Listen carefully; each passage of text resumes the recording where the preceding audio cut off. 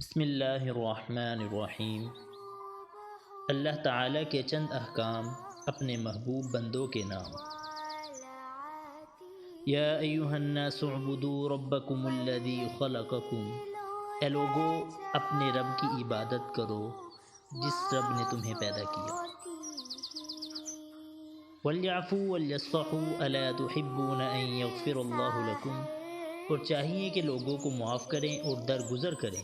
کیا تم پسند نہیں کرتے کہ اللہ تمہیں بھی معاف کرے؟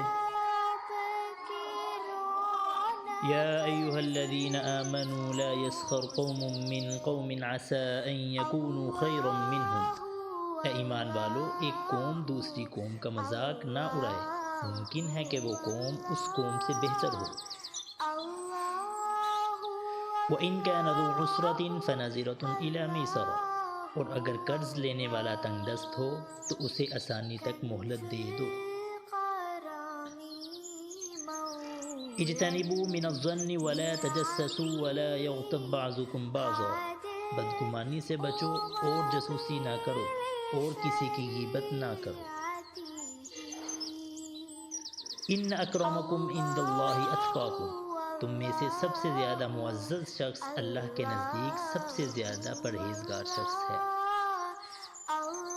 ان الذین یأکلون اموال الیتامی ظلما انما یأکلون فی بطونہم نارا، یتیموں کا مال ظلم کے ساتھ کھانے والے اپنے پیٹوں میں آگ بھرتے ہیں۔